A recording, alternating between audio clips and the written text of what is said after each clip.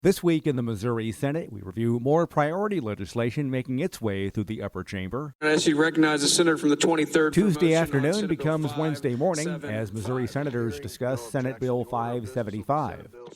Sponsor, Senator Bill Eigel of Weldon Spring, told his colleagues on February 12th about his proposal to establish procedures for a claimant in an action for damages due to asbestos exposure to disclose claims filed with an asbestos trust. Each year in the United States, approximately 3,000 individuals are diagnosed with mesothelioma. But Missouri Senate Minority Floor Leader Gina Walsh of Bell Fountain Neighbors says she would like to see added asbestos inspections. Some older residential buildings, they're still on boilers in those old buildings. Senate Bill 575 has been set aside for further consideration. Senate Committee Substitute for Senate Bill 591. Senator Bill White of Joplin sponsors Senate Bill 591, another tort reform measure that would modify provisions relating to civil damages. We've made concessions on both sides. Senator Scott Sifton of Afton mentions there were several hours spent getting this proposal closer to where more people would want it. There's a lot that is in here that is similar to what was on the floor a week ago, but there's also a lot that's different.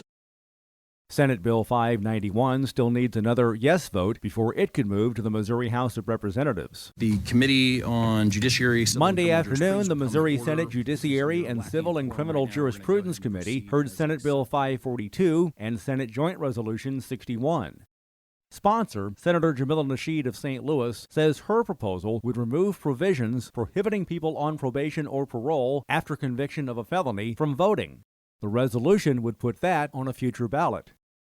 Ensuring that no Missourian is forced to pay taxes while being blocked from casting a ballot. Senator Bob Ondra of Lake St. Louis points out this would mean non-dangerous felonies only. Let's say embezzling $1 million from a bank, as I see it, could not be excluded from their right to vote. Committee action has not yet been taken on Senate Bill 542 or Senate Joint Resolution 61. Senate Joint Resolution 32. Senator David Sater of Cassville sponsors Senate Joint Resolution 32, which would have voters decide requiring certain Missouri HealthNet participants to comply with work and community engagement requirements. Whether or not this type of requirements are necessary. During the Missouri Senate Seniors, Families, and Children Committee hearing on the resolution, Senator Jill Shoup of Creve Coeur expressed her concerns. You can't get health care coverage until you're meeting these work requirements. Missouri senators could bring Senate Joint Resolution 32 up for discussion at any time. I move that the Senate stand adjourned until 4 p.m. Session resumes on Monday. And remember, you can follow these and other issues facing the Missouri Senate by visiting our website, senate.mo.gov. Reporting from the state capitol, I'm Dean Morgan.